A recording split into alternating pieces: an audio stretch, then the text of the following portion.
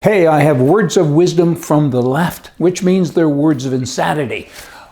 Son of a gun, here it comes. Russians influence our elections. That's bad. But illegals voting in our elections, that's good. That's from the left. Think on that for a minute or two. People who have never been to college should pay the debts of those people who took out huge loans and actually went to college.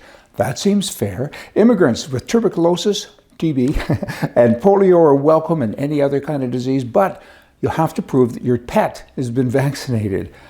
Only in America. $5 billion to secure the border. That's too expensive. How dare you come up with such an idea? However, a couple of $1 trillion for free healthcare, that's okay. Again, coming from the left. Are you getting all this? Here's more. If you cheat to get into college, you go to prison. But if you cheat to get into the country, you get to go to college for free. True stuff. People who say there's no such thing as gender are demanding that the president be female and black, of course. Some people are held responsible for things that happened before they were born, and other people are not held responsible for what they're doing after they were born, like right now. How is that? I mean, oh, hey, there were slaves in your country a couple hundred years ago, and you should pay.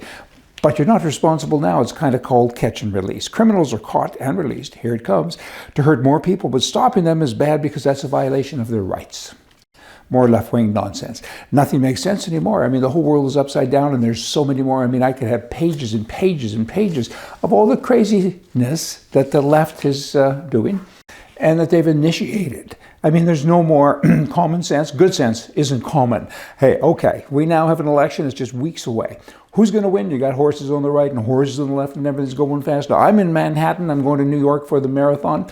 And I'm in Manhattan during the election on November 5. I'm actually staying at the Manhattan Trump Hotel. So that'll be kind of interesting. I'm with my people. So we'll kind of see what happens. Hey, what will happen? I don't know. I sure hope he wins, Trump. I mean, he's got to win or the country loses. The country will lose. I mean, you have a leader, a candidate leader, that would be Trump. He says, I promise to end, I will halt his ongoing full-scale invasion at our border, and I will send them back. I'm going to package them, round them up, pack them up, and I'm going to send them back to where they came from. And that's what I'm going to do. And the other person says, it's your fault that we have all these people here anyway. I mean, they lie, they being the left, they lie constantly. I mean, you know what? She's been in power, the pinnacle of power, the second in command for 4 years. And she's caused this. It's like a fireman starting a fire. And then he goes and says, I can put it out. I mean, really, it's wrong. It's just wrong. She breaks every rule of morality, of ethics, and they keep on talking silly each and every darn day. Now, the preference for Mr. Trump in Canada has increased. I mean, the Canadian government has worked hard for many years to tell Canadians that Trump is a very bad person, right? And they buy into it. I mean, Trudeau owns the media so he can control them, just like Hitler did way back when. He can control the message. And that's what's happened. People, though, are starting to wake up a little bit, and it's interesting with regards to the age groups. Old people like me, I've noticed they don't like Trump much. And I'm thinking, but you're the people who are supposed to be smart. You're supposed to see the policies. You're supposed to see the results of the policies and not see the personality that you claim to not like. By the way, he probably wouldn't like you either.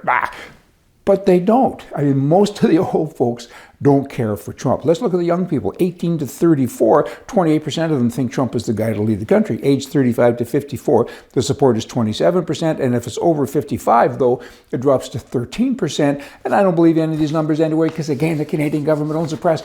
They kind of let you know what they think you should know. I don't know that that's totally accurate. Canadian people, look out. I mean, your government is lunging. They're not just walking left, they're lunging, they're racing, and they're going over there each and every day with more free stuff. They're now talking dental care. I think that's been passed. Now they're talking pharmaceutical. You can get free drugs. They're already giving free drugs to drug addicts, those kind of drugs, and now they're talking about giving free prescription drugs to each and everybody. And it goes on and on. There's a long list. Everything is national, but high taxes, of course, come with socialism. That's what happens. Now they're looking at contraception and diabetic drugs, and on it goes. They're trying hard, and they're winning.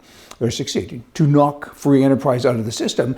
And free, that's a nice word, but free enterprise, it applies there. It's applicable because we want to have a free market, but the Trudeau government, they don't want that. And he's got guys in his cabinet and around him that are more left-wing and crazy than him. Not good, can't end well. Hey, this has got nothing to do with nothing, but I just wanted to share with you. It's kind of fun stuff. There was the American Revolutionary War. Revolution went on in 1775 to 1783. Now, in 1869, the last survivor who received a veteran's pension died. He was 109 years old. 109. Wow. Back in those days, of course, doctors and stuff, it wasn't the same, right? And he was buried and lived in a little town called Freedom in New York State. Freedom. It's a good name. So, and there's an election coming, and we can only hope that things turn out right. See ya.